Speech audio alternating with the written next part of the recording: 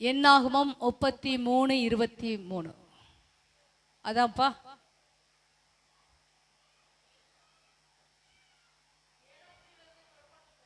ம் இல்லைம்மா, அது இல்லை.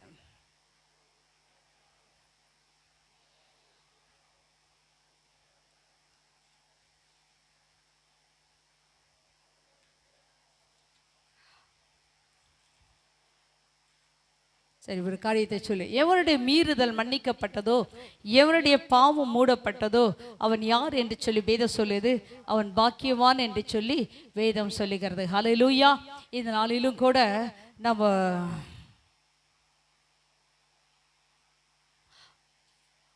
என்னாகும் 32:23. நான் மாத்தி சொல்லிட்டேன். வாசிங்க அந்த வசனத்தை. நீங்கள் இப்படி செய்யாமற் போனால் கர்த்தருக்கு விரோதமாக பாவம் செய்தவர்களாய் இருப்பீர்கள். உங்கள் பாவங்கள் உங்களை தொடர்ந்து பிடிக்கும் என்று நிச்சயமாய் அறியுங்கள்.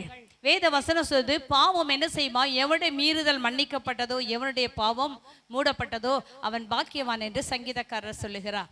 ஏன் இதை சொல்லுகிறார் அப்படின்னு சொல்லி இந்த என்னாகமத்தை எடுத்து பார்ப்போமானால் அங்க சொல்லுகிறது, நீ இதை செய்யாமல் போனால் பாவம் என்ன செய்யுமா? உன்னை தொடரும் என்று சொல்லுகிறார். இது எதுக்காக சொல்லுகிறார்? பாவம் தொடரும் என்று சொல்லி ரூபன் கோத்திரமும் என்ன செய்து மனாசாயின் பாதி கோத்திரமும் என்ன செய்தாங்க? யோர்தானுக்கு அப்புறத்தில் இருக்காங்க. யோர்தானை கடந்து போய் மற்ற கோத்திரங்கள்லாம் என்ன செய்ய வேண்டும்? யுத்தம் பண்ணி ஜெயிக்க வேண்டும். அப்பொழுது அங்க இருக்கிற அந்த யோர்தானுக்கு அந்த பக்கத்தில் எங்களுக்கு பங்கு பிரித்து தந்துட்டீங்க, நாங்க இங்கே இருந்துடக்கூடாது என்று சொல்லி என்ன செய்தீங்க? இருந்துடக்கூடாது, நீங்களும் போய் என்ன செய்த?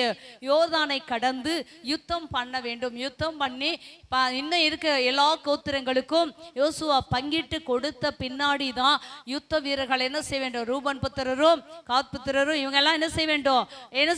திரும்பி அவர்கள் தேசத்துக்கு வர வேண்டும். அது வரைக்கும் உங்க மனைவி பிள்ளைகள் உங்கள் ஆடு மாடுகள் எல்லாம் என்ன செய்யலாம்? யோர்தானுக்கு இந்த பக்கமே இருக்கலாம் என்று சொல்லி அவர்கள் என்ன சொல்ல ஆண்டவர் சொல்லுகிறார். அப்படி நீங்க போகலன்னா பாவம் என்ன செய்யும்? உங்களை தொடரும். அப்ப ஆண்டவர் சொல்ற வார்த்தையை ஒரு மனுஷன் மீறும் பொழுது பாவம் அவனை என்ன செய்யுமா? தொடர்ந்து பிடிக்கும் என்று சொல்லி வேதம் சொல்லுகிறது. ஹல்லேலூயா. அதனாலதான் சங்கீதக்காரர் சொல்லுகிறாரு, எவனுடைய மீறுதல் மன்னிக்கப்பட்டதோ, எவனுடைய பாவம் மூடப்பட்டதோ அவன் பாக்கியவான் என்று சொல்லி வேதம் அழகாய் சொல்லுகிறது. ஹல்லேலூயா. ஏன் இந்த பாவத்தை குறித்து வேதம் சொல்லுகிறது? சங்கீதம் 51 சங்கீதம் 3 வசனத்தை வாசிங்க. சங்கீதம் 51:3. என் மீறுதல்களை நான் அறிந்திருக்கிறேன், எப்பொழுதும் எனக்கு சங்கீதக்காரர் சொல்லுகிறாரு, என் மீறுதல்கள் என்ன என்பது நான் சரியா அறிந்திருக்கிறேன். என் பாவம் எப்பொழுதும் எனக்கு என்ன செய்து முன்பாக நிற்குது. நான் எந்த காரியத்தில் தவறுகிறேன் என்பதை சங்கீதக்காரர் சரியாய் சொல்லுகிறான். நான் மீறிவிட்டேன், அது எனக்கு பாவமாயிடுச்சு. அந்த பாவம் என்ன செய்கிறது? எனக்கு முன்பாக வந்து நிற்கிறது என்று சொல்லி தன்னைத்தானே ஆண்டவருடைய சமூகத்தில் ஒப்பு கொடுக்கிற ஒரு மனுஷன். இந்த காரியத்தை தான் கர்த்தர் விரும்புகிறார். ஹல்லேலூயா. என்ன செய்த? என் மீறுதல்களை நான் அறிந்த ஒவ்வொரு மனுஷனும் எங்க நம்ம தப்பு பண்றோம், எங்க சரியில்லாத நடந்து கொள்ளுகிறோம், எங்க கீழ்ப்படியாமல் போனோம் என்று சொல்லி ஒரு மனிதன் உட்கார்ந்து அவன் யோசித்தானாலே அவனால என்ன செய்ய முடியும்? தன் மீறுதல்களை அறிந்து கொள்ள முடியும். ஹல்லேலூயா. அதை ஆண்டவருடைய சமூகத்துல சங்கீதக்காரனை போல ஒப்பு கொடுக்கவும் முடியும். அவன் ஒப்பு கொடுக்கும் பொழுது அவனுடைய மீறுதல்களை கர்த்தர் மன்னிப்பார். அப்ப இந்த பாவத்தை எங்க தவறிட்டோன்னு சொல்லி உணராத பட்சத்துல அந்த பாவம் உன்னை தொடர்ந்து வரும். ஹல்லேலூயா. என்னைக்கு கர்த்தர், நீ நினைக்கலாம் அதெல்லாம் என்ன ஒன்றும் செய்யாது அப்படின்னு சொல்லி நினைக்கலாம். சிலர் எல்லாருமே ஆசீர்வாதத்தை சொல்லியே கடந்து போவார்கள். இல்லைங்க, எந்த ஒரு ஆசீர்வாதமும் நிபந்தனையோடு தான் கர்த்தர் எந்த ஒரு ஆசீர்வாதத்தையும் கர்த்தர் தருவார். ஹல்லேலூயா. நிறைய பேர் சொல்றது என்ன செய்யுது? நிபந்தனையே கிடையாது, ஆண்டவர் அப்படிலாம் சொல்ல மாட்டாரு அப்படின்னு சொல்லி அநேகர் என்ன செய்யுங்க? புதிய ஏற்பாட்டை மாத்திரம் சொல்லி காரிங்க. பழைய ஏற்பாடு இல்லாதபடி எந்த விதத்திலும் புதிய ஏற்பாடு என்ன செய்யாது, நிஜமாக குற்றமாக விளங்காது. ஆண்டவர் நியாயப்பிரமாணத்தை நிறைவேற்றும்படி தான் நான் என்ன செய்திருக்கேன், வந்திருக்கேன். நியாயப்பிரமாணத்தை அழிக்கும்படி நான் வரலன்னு சொல்லி தெளிவாய் கர்த்தர் சொல்லுகிறார். அப்ப எல்லா ஆசீர்வாதங்களும் நிபந்தனையோடு தான் என்ன செய்யும், இருக்கும் என்று சொல்லி வேதம் சொல்லுகிறது. ஹல்லேலூயா. இன்னைக்கு இந்த மீறுதல் எங்க வந்தது அப்படின்னு சொல்லி பார்த்தா, ஆதியாகமம் 2ஆம் அதிகாரம் 17வது வசனத்துல வாசிக்கிறோம். கர்த்தர் என்ன செய்றாரு, ஆதாம் ஏவாளையும் பார்த்து, நீங்கள் அந்த கனிகளை புசிக்க வேண்டாம், அதை புசிக்கிற நாளில் நீங்கள் என்ன செய்வீங்க, சாகவே சாவீர்கள் என்று சொல்கிறார். 3ஆம் அதிகாரத்தில் வரும்பொழுது 6வது வசனத்துல அந்த கனியை பார்க்கும் பொழுது அது என்னது, அழகும் பார்வைக்கு நலமா இருந்தது, புசிப்புக்கு ஏற்றதா இருந்ததுன்னு சொல்லி அவங்க பறித்து புசித்தார்கள் என்று சொல்லி வேதம் பார்க்கிறோம். அதை தன் புருஷனுக்கும் கொடுத்தார்கள் என்று சொல்லி பார்க்கிறோம். 3ஆம் அதிகாரம் 11வது வசனத்தை வாசிப்போம். நிர்வாணி என்று உனக்கு யார் சொன்னா, புசிக்க வேண்டாம் என்று நான் உனக்கு விலக்கின கனியை நீ புசித்தாயோ? கர்த்தர் சொல்லுகிறாரு, உன்னை நிர்வாணி என்று யார் சொன்னா? யார் சொன்னா? இல்லையே, தெய்வ மகிமை உன்னை மூடிக்கொண்டிருந்தது. இப்பொழுது நீ நிர்வாணி என்பதை என்ன செய்து, யார் உனக்கு சொன்னா அப்படின்னு சொல்லி சொல்லுகிறார். அல்லேலூயா. இதை யோபு சொல்லும் பொழுது அழகாய் சொல்லுவார். யோபு 31ஆம் அதிகாரம் 33வது வசனத்தை வாசிங்க. யோபு 31:3.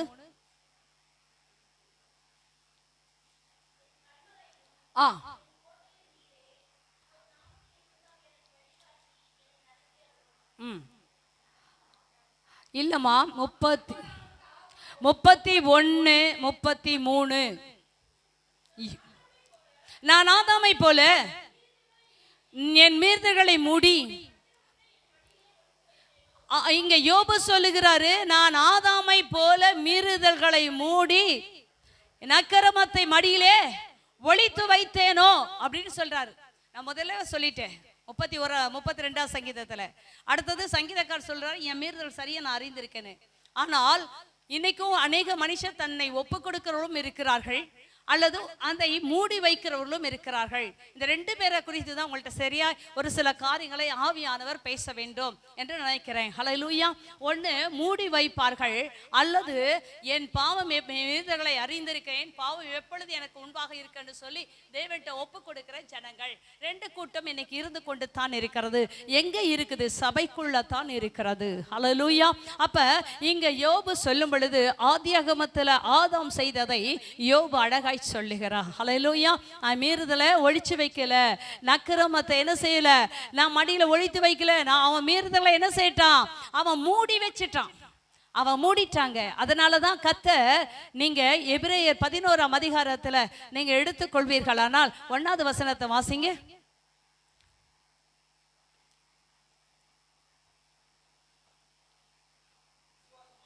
விசுவாசமானது நம்பப்படுகிற உறுதியும் காணப்படாதவன் நிச்சயமா இருக்கிறது. அதனாலே முன்னோர்கள் நற்சாட்சி பெற்றார்கள். விசுவாசத்தினாலே உலகங்கள் தேவனுடைய வார்த்தையினால் உண்டாக்கப்பட்டது என்றும், இப்பொழுதுமாய் காணப்படுகிறவர்கள் தோன்றப்படுகிறவைகளால் உண்டாக்கப்படவில்லை என்றும் அறிந்திருக்கிறோம். விசுவாசத்தினாலே ஆபேல் காயினுடைய பலியிலும் மேன்மையான பலியை செலுத்தினாலே அவன் நீதிமான் என்று சாட்சி பெற்றான். அவனுடைய காணிக்கைகளை குறித்து கர்த்தர் சாட்சி கொடுத்தார். அவன் மரித்து இன்னும் பேசுகிறான். எங்க பாருங்க, ஆதாமை கர்த்தர் தன்னுடைய சாயலில் உண்டாக்கி வைத்திருந்தாலும் அவன் பாவத்தை மறைத்தபடியினால், பாவத்தை அறிக்கை செய்து விட்டுவிட அவனுக்கு மனதில்லாதபடி ஒளித்து வைத்தபடினால் அவங்க சொல்றாங்க, அந்த அவதான் எனக்கு என்ன செய்தா, கொடுத்தா அப்படின்னு சொல்லி ஆதாம் சொல்லுவா. அவ கொடுத்தனால சாப்பிட்டேன். அவங்கள்ட்ட கேட்ப, நீயா சாப்பிட்ட? அந்த சர்வம் என்னை வஞ்சித்து சாப்பிட்டேன். ஆண்டவரே, நீங்க சொன்னீங்க ஆண்டவரே, நாங்க தெரியாத அந்த பிசாசு வார்த்தையை கேட்டு நாங்க தப்பு பண்ணிட்டோம், எங்களை மன்னிங்கன்னு சொல்லி அவங்களுக்கு சொல்ல மனசே இல்லை. அதனாலதான் அவங்க போய் எங்க ஒளிஞ்சுக்கிட்டாங்க. ஆண்டு வர்ற வேலையில் என்ன செய்யறாங்க, போய் முள் புதருக்குள்ள என்ன செய்யறாங்க, அத்தி மரத்து இலையை தைத்து கொண்டு ஒளிந்து கொண்டார்கள். பாவத்தை மூடாத, பாவத்தை மூடாத, உன் மீறுதலை மூடாத, உன் அக்கிரமத்தை மூடாத, அதை ஆண்டுடைய சமூகத்தில் அறிக்கை செய். அதை விட்டு விடு, தேவனுடைய இரக்கங்களை பெற்றுக்கொள்ள முடியும். அதனால தான் சங்கீதக்காரர் சொல்கிறேன், எவனுடைய மீறுதல் மன்னிக்கப்பட்டது, எவனுடைய பாவம் மூடப்பட்டது அவன் பாக்கியவான். எவனுடைய அக்கிரமத்தை கர்த்தர் எண்ணாது இருக்காடோ, எவனுடைய ஆவியில கபடம் இல்லாது இருக்குது அவன் பாக்கியவான். அல்லேலூயா. அப்ப இந்த வசனம் இவன் மூடலன்னா யோபு சொல்லியிருக்கவே முடியாது. இவன் பாவத்தை மன்னிக்கப்படல, அதனாலதான் அவன் என்ன ஏதேன் தேட்டத்தை விட்டு துரத்தப்பட்டான் என்பதை இந்த சங்கீதக்காரன் அறிந்தபடியினால் தான் பாவத்தை உணர்த்தும் பொழுது அவன் சொல்றா, என் மீறுதல்களை நான் அறிந்திருக்கிறேன், என் பாவம் எப்பொழுதும் எனக்கு. எவ்வளவு நல்ல ஒரு காரியத்தை பாருங்க. ஹல்லேலூயா. இன்னைக்கு ஒரு சில காரியங்களை உங்களுக்கு சொல்ல வேண்டும் என்று ஆசைப்படுகிறேன். வாசிக்கலாமா? ஆமோஸ் தீர்க்கதரிசன புஸ்தகம் 5ஆம் அதிகாரம் 12வது வசனம், எசேக்கியேல் 18:28வது வசனம். இந்த ரெண்டு காரியத்தை வாசிப்போம்.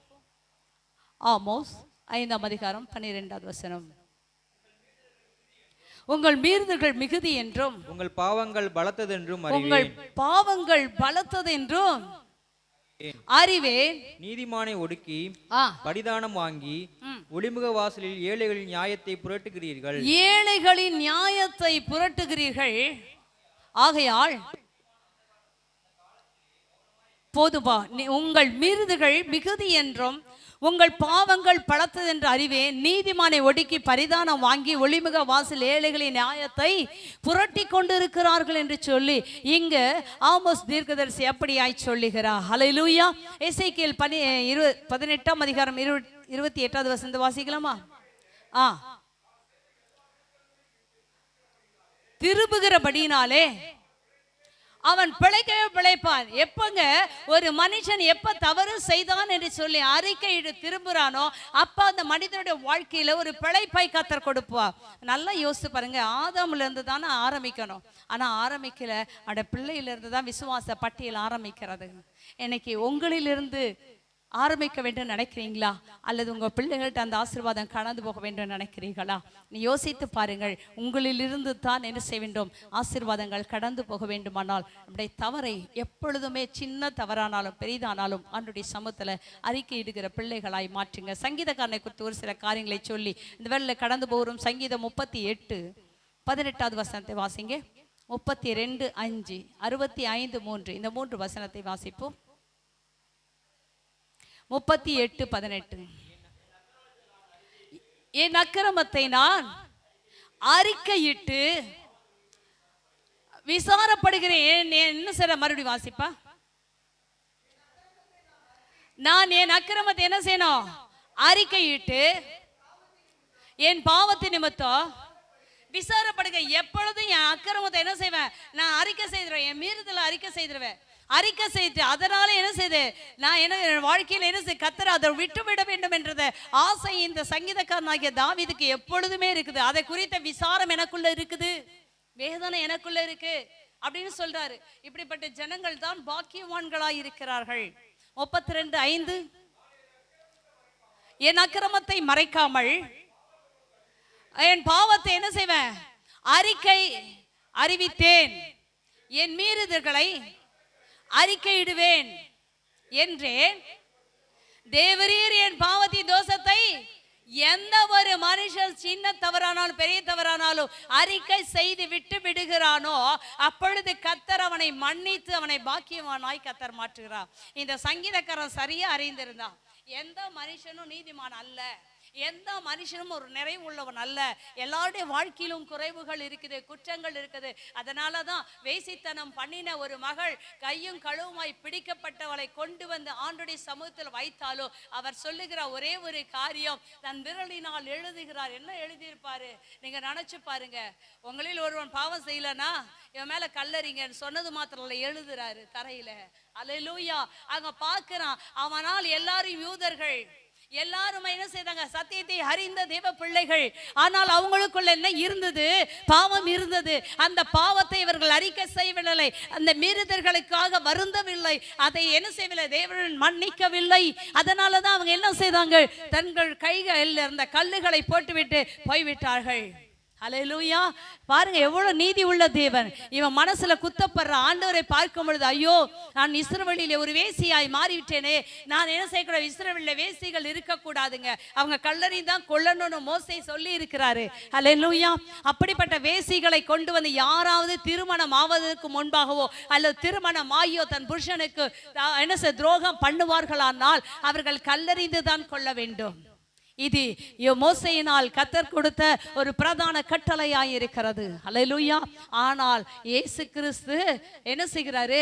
பாவிகளை ரட்சிக்கும்படியாய் கிறிஸ்து இயேசு இந்த உலகத்துக்கு வந்தார் என்றதான தேவனுடைய வார்த்தை நிறைவேறும்படியாய் கர்த்தர் அந்த பாவியாகிய அந்த மனுஷி மேல அவள் மனதுக்குள் அழுது கொண்டிருந்திருப்பாள். அவர் ஆண்டவரை பார்த்து சொல்றாரு, யாராவது உன் மேல கல்லெறிஞ்சாங்களா? இல்ல, நான் உன் மேல அடிக்க மாட்டேன், இனி பாவம் செய்யாத போ. அல்லேலூயா. அவ என்ன செய்திருப்பா?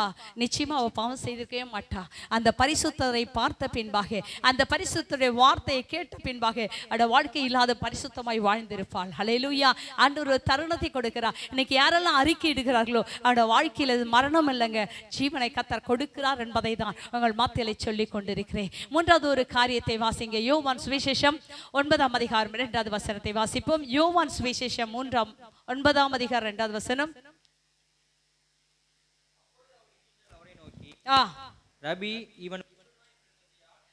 இவன் குருடனாய் பிறந்தது யார் செய்த பாவம்?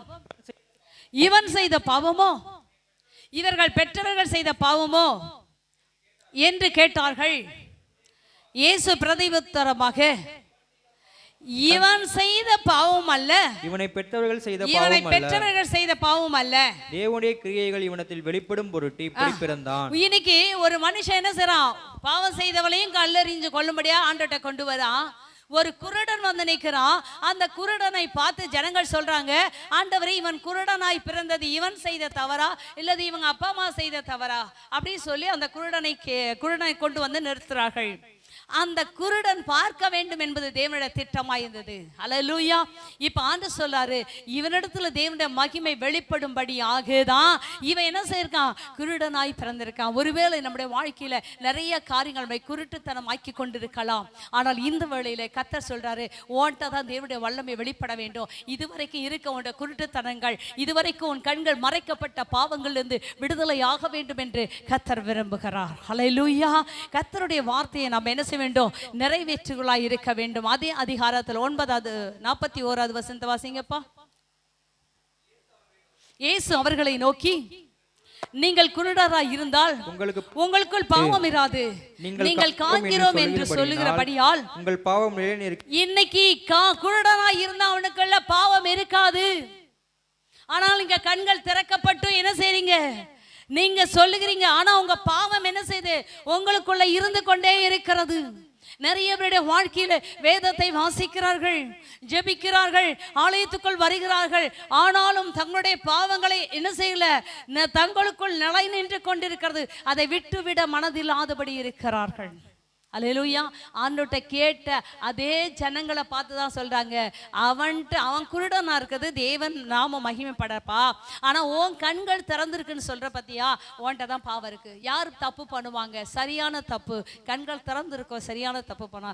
யாரெல்லாம் அடிபட்டு சாவறான் ரோட்ல அப்படின்னு பார்த்தா கண்ணு தெரிஞ்சவன் தான் அடிபட்டு சாவறான். அவன் ட்ரெயின்ல ஒரு குச்சை வச்சுக்கிட்டு பர்பி விற்கிறான், ஒவ்வொரு பெட்டியா ஏறி இறங்குறான். அந்த பெட்டி எப்படி இருக்குன்றது அவனுக்கு தெரிஞ்சிருக்கு. கரெக்டா ஒரு குறிப்பிட்ட தூரம் போயிட்டு திரும்பி வரான், வாங்கலன்னா இறங்கி போறான். இந்த குருட்டு பையன் தெரியாத உள்ள உளுந்து மாட்டிக்கிறான். நிறைய குருட்டு பசங்க என்ன செய்யறாங்க? கீழே விழுந்து ட்ரெயினுக்குள்ள மாட்டிக்கிறாங்க. அவனை ட்ரெயினை என்ன செய்யறாங்க? ஒண்ணு உயிர் காப்பாத்துறாங்க, இல்லைன்னா அவன் செத்து போறான். குருடர்கள் எத்தனை தடவை ஏறி இறங்கினாலும் அவன் விழுகிறது இல்லை. அவனுடைய வாழ்க்கையில கர்த்தர் அவனை நடத்தி கொண்டிருக்கிறார். அல்லேலூயா. தெரிந்தவர்களுக்குள்ள பாவம் நிறைந்து இருக்கிறது என்று சொல்லி வேதம் சொல்லுது. இன்றைக்கு நம்மை நாமே நிதானிக்கும்படியாக தான் இந்த இடத்துல நாம் என்ன செய்யிருக்கோம்? கூடி வந்திருக்கிறோம் என்று சொல்லி வேதம் சொல்லுது. ரோமருக்கு எழுத நிருபம் 5ஆம் அதிகாரம் 13வது வசனத்தை வாசிப்போம். ரோமர் 5:13.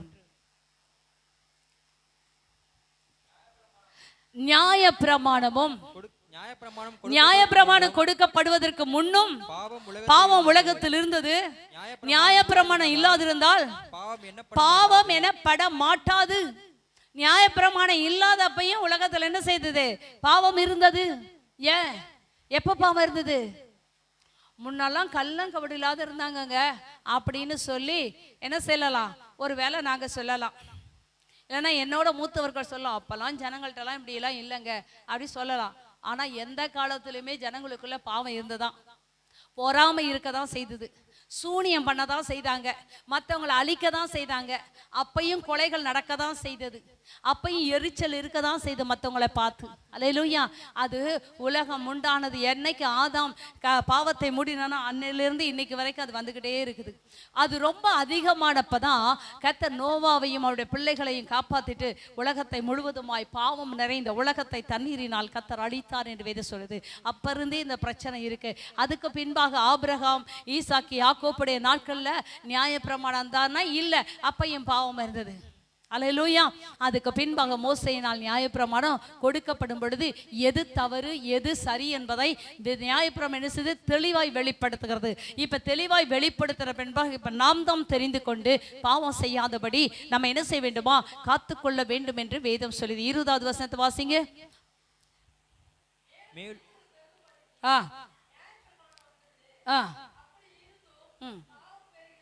ஆன்று எங்க பாவம் பெறுதோ அங்க கிருபை பெருகும்படியாய் செய்தார். அடுத்த வசனம், ஆதலால் பாவம் மரணத்துக்கு ஏதுவாக ஆண்டு கொண்டது போல கிருபையானது நம்முடைய கர்த்தராகிய இயேசு கிறிஸ்துவின் மூலமாய் நீதினாலே இன்னைக்கும் சொல்லுது, பாவம் மரணத்துக்கு ஏதுவாய் ஆண்டு கொண்டது. ஆனால் கர்த்தர் மூலமா என்ன செய்து நமக்கு நித்திய ஜீவனை கொடுக்கும்படியாய் கர்த்தர் பாவத்தை மன்னித்து கர்த்தர் நமக்கு கொடுக்கும்படியாய் கடந்து வந்திருக்கிறார். ஹல்லேலூயா. எதெல்லாம் பாவம் அப்படி சொல்லிட்டு ஒரு சில காரியத்தை உங்கள்கிட்ட சொல்லிட்டு நான் கடந்து போகிறேன். கர்த்தர் நம்மை ஆசீர்வதிப்பாராக. இன்னைக்கு பாவம் பாவம் பாவம் பாவம், எதெல்லாம் பாவம், எதை செய்தா பாவம் அப்படின்னு சொல்றத ஒரு சில காரியங்களை பழைய ஏற்பாட்டில் சொல்லிட்டு புதிய ஏற்பாட்டுக்கு ஒரு சில காரியங்களை சொல்லி நான் முடிக்க போகிறேன். வாசிக்கலாம். ஆதியாகமம் 4ஆம் அதிகாரம் 7வது வசனம். நன்மை செய்தால் மேன்மை இல்லையோ? நன்மை செய்யாதிருந்தால், இந்த பாருங்க நல்லா சொல்றேன், நீங்க நன்மை செய்தா உங்களுக்கு மேன்மை. நீங்க செய்யாதிருந்தா பாவம் எங்க வந்துடும்? வாசப்படிக்கு வந்துடும். எனக்கு ஒரு பெரிய பழக்கம் என்னன்னா, ரொம்ப கெட்ட பழக்கம் ஆனா நல்ல பழக்கம்.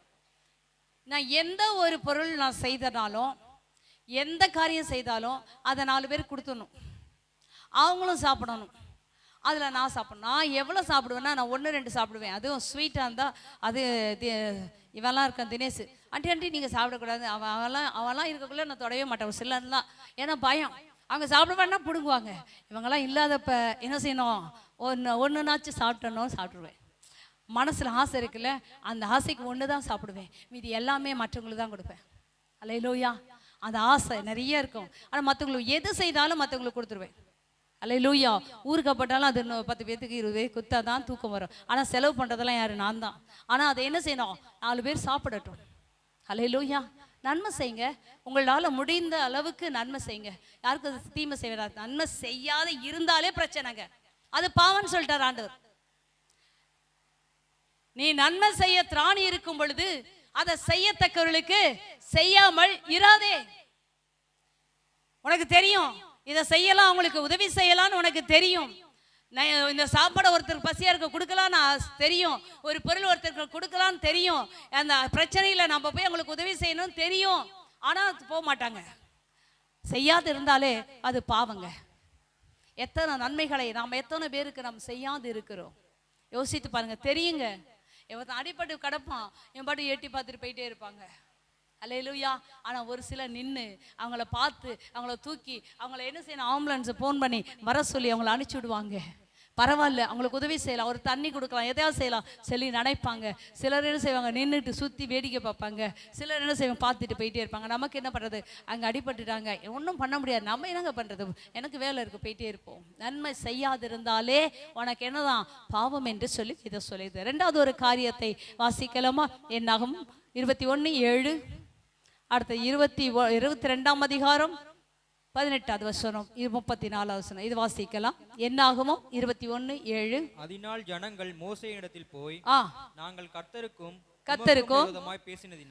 உமக்கு விரோதமாய் பேசினதினால் பாவம் செய்தோம், சர்ப்பங்கள் எங்களை விட்டு நீங்கும்படி கர்த்தரை நோக்கி விண்ணப்பம் பண்ண வேண்டும் என்றார்கள். மோசே ஜனங்களுக்காக விண்ணப்பம் பண்ணினான்.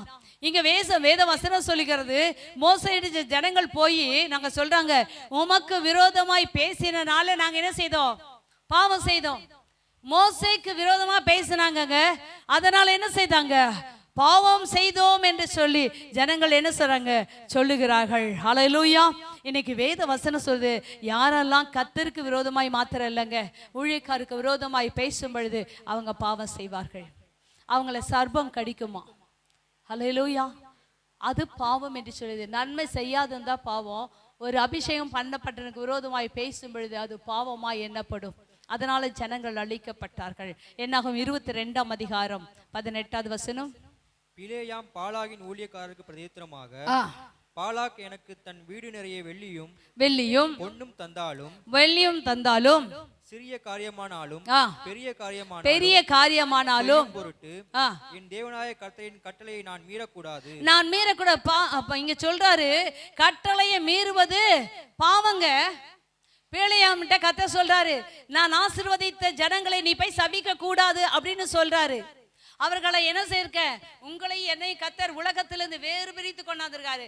பாவத்திலிருந்து என்ன செய்யிருக்காரு, பரிசுத்த ரத்தத்தினால கழுவி உன்னை நீதிமானாக்கி வச்சிருக்காரு. இப்ப இந்த நீதிமான என்ன செய்ய வேண்டும், அழிக்க வேண்டும், சபிக்க வேண்டும். இவங்க அழிஞ்சு போகணும்னு நினைக்கிறாங்க. யாரு, பாலாக்கு.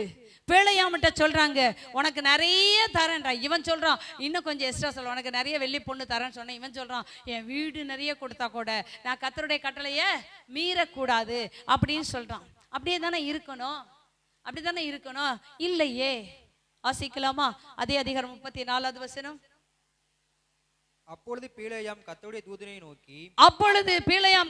தூதனை நோக்கி, நான் பாவம் செய்தேன், வழியிலே நீர் எனக்கு எதிராக நின்றதை அறியாதிருந்தேன். இப்பொழுதும் உமது பார்வைக்கு இது தகாததா இருக்குமானால் நான் திரும்பி போய்விடுகிறேன் என்றார். இன்னைக்கு நிறைய பேருடைய வாழ்க்கையில இது பாவமா இருக்குமானால், ஆண்டவரே இதை நான் செய்யாத இருப்பேன்னு சொல்லி அநேகர் பொருத்தனை பண்ணுவாங்க. ஆண்டவரே இது பாவமா இருந்தா நான் செய்ய மாட்டேன். மனசுக்குள்ள ஆண்டவர் பேசிட்டே தான் இருப்பாரு ஒவ்வொரு பிள்ளைகளோட. பிலேயாம் சொல்றாரு, அங்க போய் ஆண்டவர் என்ன செய்றாரு, வழியில நின்று கொண்டிருக்கும் பொழுது இப்ப பிலேயாமுக்கு தெரியல, கழுதை பாக்குது. கழுதை பார்த்த பின்பாக தான் என்ன செய்து, கர்த்தர் கழுதையின் வாயை திறந்து பேசும் பொழுதுதான் இவன் பாக்குறான். இப்ப ஆண்டவர் நிக்கிறத. அப்பொழுது இவன் சொல்றான், இது உமக்கு பாவமா இருக்குமானா இதை நான் செய்யல ஆண்டவரேன்னு சொல்றான். ஆண்டவர் என்ன சொல்றாரு, தடுக்க மாட்டாருங்க. இப்ப தடுத்தாரான்னு சொன்னா இல்லவே இல்லை. ஆனா ஒரு காரியம் சொல்றாரு, நீ போ, நான் என்ன சொல்றேன்னா சொல்லு போ அப்படின்னு சொல்லி அனுப்பிச்சிடாரு.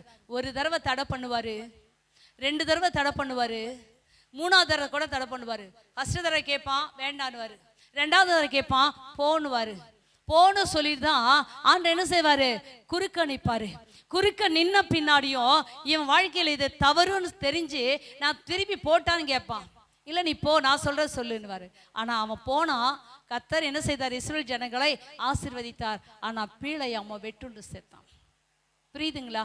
இன்னை பாவங்கள் தொடர்ந்து வரும்னு சொன்னா, பாவங்கள் மன்னிக்கப்படாதபடி இருக்குமானால் கட்டளை மீறுறது நிறைய பேருடைய வாழ்க்கையில இதெல்லாம் தப்பு இல்லைங்க, இதெல்லாம் தப்பு இல்லைங்க. இல்ல ஒரு சிலர் சொல்றாங்க, என்ன சொல்றாங்களா, இன்னைக்கு சபைகளில் சொல்லி தர காரியம் 6 நாள் நீ என்ன வேணா பாவம் செய்துக்கலாம்.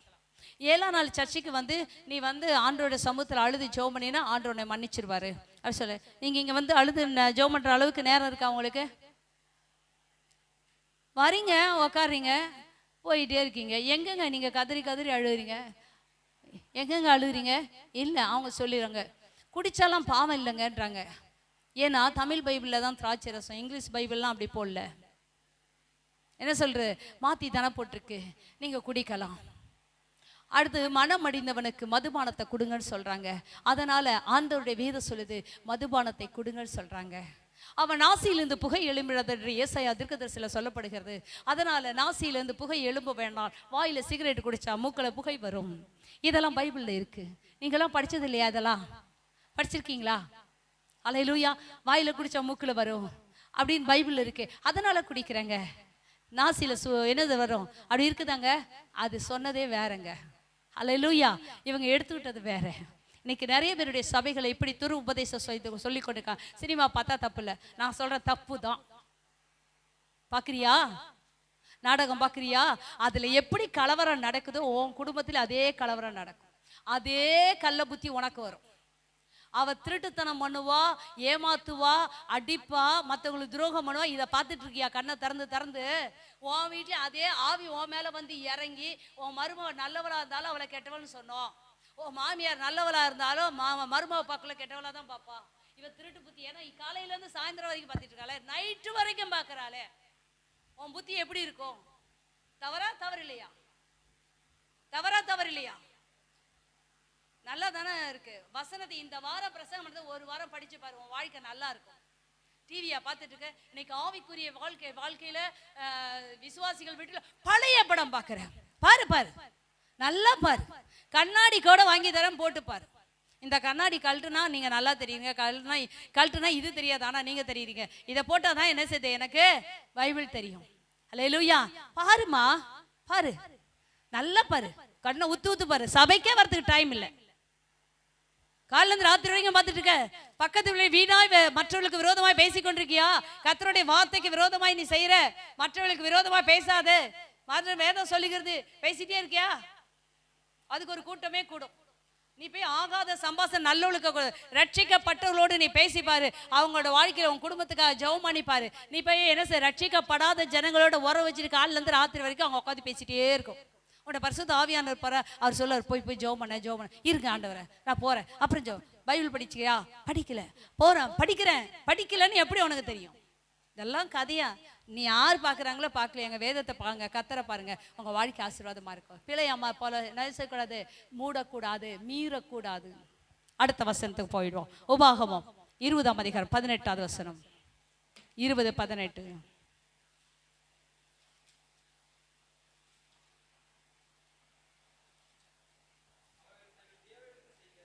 சகல அருவருப்புகளின்படியே நீங்களும் செய்ய உங்களுக்கு கற்றுக் கொடாமலும் நீங்கள் உங்கள் தேவனாகிய கர்த்தருக்கு விரோதமாய் இருக்கும்படி இப்படி செய்ய வேண்டும். நீங்க போகிற தேசத்துல ஏத்தியர், எபூசியர், கிர்காசியர், கானானியர், ஏத்தியர் எல்லாரும் இருக்காங்க. 7 ஜாதிகள் இருக்கிறார்கள். அந்த தேசத்துல நீங்க போய் இருக்கிறீங்க. அந்த தேசத்துல இருக்க எல்லா ஜாதிகளையும் சில ஜாதிகளை கர்த்தர் துரத்தவில்லை. புரியுதுங்களா? அவங்களும் அந்த தேசத்தில் இருப்பாங்க. எல்லாரையும் ஒட்டுக்கா துரத்திட்டா உங்களுக்கு உயிருக்கு ஆபத்து இருக்கும். அதனால அவங்கள வச்சிருப்பேன், கொஞ்ச நாள் கழிச்சு தான் அவங்கள துரத்துவேன். நீங்களும் என்ன செய்யணும், அதுக்கு ஒத்துழைப்பு கொடுக்க வேண்டுமானால் அவர்களுடைய தேவர்களை நீங்கள் ஆராதிக்க கூடாது, அவங்களுடைய பழக்க வழக்கங்களை கற்றுக்கொள்ள கூடாது. நீ கற்றுக்கொள்வாயானால் நீ பாவம் செய்வாய். அல்லேலூயா. அவன் போய் கும்பிடு போறானா, நீ போய் உனக்கு என்னங்க வேலை? அவன் துண்ணூர் வச்சுக்கிறான், நீ என்ன செய்யற? சாந்தனம் வச்சுக்கிற. இது யாருடைய பழக்க வழக்கங்கள்? உன் நெத்தியில கர்த்தருடைய முத்திரை போட்டு இருக்கிறாதா? கர்த்தருடைய முத்திரை எதுங்க? தெரியாதுங்க. பிசாசின் முத்திரை எது? 666 வந்துருச்சு தெரியுமா? நிறைய இடத்துல வந்துருச்சு தெரியுமா? ஆனா ஆண்டவருடைய வருகை அதிசீக்கிரமா இருக்கு, மறந்துடாதீங்க. பாவத்தை மூடாதீங்க. பாவத்தை முன்னாடி வச்சு ஆண்டவரே அறிக்கையிடு விடுங்க. அதுக்காக தான் இன்னைக்கு சொல்றேன். நான் 2 பிரசங்கத்தில் எது பண்றதுன்னு ஃபுல் பீட்ல வந்து கூட கேட்டுட்டே இருந்தேன். இதுதான் தெளிவா இருக்கு. நீ தேவனுடைய ஆலயம் தானே. அல்லேலூயா. அப்ப வாழ்க்கையில என்ன செய்ய வேண்டுமா? அவருடைய பழக்க வழக்கங்களை கற்றுக்கொள்ளவே கூடாது. எங்க அப்பா சேர்த்த பின்னாடி வரேன், எங்க அம்மா சேர்த்த பின்னாடி வரேன். ஆண்டு சொல்றாரு, மரித்தோர் அடக்க மாட்டேன், நீ வாடா என் பின்னாடின்னு கேட்கிறாரு. நீ வாடா என் பின்னாடி. அது சொல்றாங்க, இல்ல முடியாது, உன் பிள்ளைகளுக்கெல்லாம் கல்யாணம் பண்ணிடுவேன், ஆனா நீ செத்து போயிடுவ. அப்ப எங்க பரலோகத்துக்கு போக முடியும்? பிள்ளையெல்லாம் கல்யாணம் பண்ணிட்ட நீ போக முடியும்? இல்லைங்க. உங்க ஆத்துமாக்கு நீங்க உத்தரவு. நீ கதரை தேடி போயிட்டே இரு. இவங்கள பார்த்துட்டே இருந்தா வேலைக்காகாது. அவங்களுக்கு சாங்கியம் செய்யணுமா? நீயே பரலோகம் வேணுமா? சாங்கியம் செய்யணுமா? உலகத்துக்கு ஒத்த வேஷம் தரிக்க வேண்டுமா, அல்லது தேவனுடைய கட்டளை கீழ்ப்படிய வேண்டுமா? அழகாய் ஆண்டு சொல்றாரு, கர்த்தருக்கு விரோதமாய் பாவம் செய்யாமல் இருக்கும்படி இதை செய்ய வேண்டும் என்று ஆண்டவர் சொல்லுகிறார். நீங்க விக்கிரங்களை ஆராதிக்க கூடாது. எவ்வளவு வசனத்தை உங்களுக்கு காட்ட முடியுமோ அவ்வளவு வசனத்தை என்னால காட்ட முடியும். அந்த அருவருப்புகளை நீ செய்யக்கூடாது. அங்க சோறு தரான போய் வாங்கி தின்றியா? பாவம் செய்யற. அங்க அன்னதானம் பண்றான், உடனே ஓடுது, போய் வாங்கி தின்றியா? ஏன் இல்லை, வேண்டாங்க, தயவுசெய்து வேண்டாங்க. பட்டினியா கிடந்தா கூட கிடங்க, அதெல்லாம் வாங்கி சாப்பிடாதீங்க. ஹல்லேலூயா. எத்தனையோ காரியங்கள் யோசித்து பாருங்க. உனக்கு திராணி இருக்கு, உனக்கு நீ 10 பேருக்கு கொடுக்குற அளவு கடவுள் உன்னை வச்சிருக்காரு. நீ 4 பேருக்கு வாங்கி கொடுக்குற அளவு தான் கர்த்தர் வச்சிருக்காரு. ஆனா நீ கொடுத்து பாரு. நீ போய் அன்னதானத்தெல்லாம் வாங்கி சாப்பிடாத. அவங்களுடைய பழக்க வழக்கங்கள் எல்லாவற்றையும் கற்றுக்கொள்வாய், ஆனால் அதை செய்வானாய். பாவம் செய்கிறார்க்கா கத்தர், அதுக்கெல்லாம் நான் வேற வசனம் சொல்லலை, அது தேவனுக்கு அருவருப்பு, அதை செய்யக்கூடாதுன்னு சொல்லி வேதம் அழகாய் சொல்லுகிறது. சரிங்களா?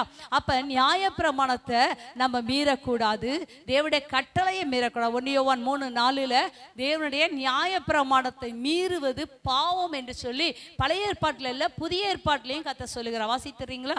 1 யோவான் 3:4 பாவம் செய்கிற எவனும் நியாயப்பிரமாணத்தை மீறுகிறான். நியாயப்பிரமாணத்தை மீறுவதே பாவம். இது எங்க சொல்லுகிறது? புதிய ஏற்பாட்டு காலத்தில் சொல்லப்படுகிறது. நியாயப்பிரமாணத்தை மீறுவதுதான் பாவம் என்று சொல்லப்படுகிறது.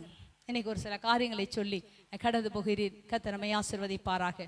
மத்தேயு எழுதின சுவிசேஷம் 5ஆம் அதிகாரம் 28வது வசனத்தை வாசிக்கலாமா?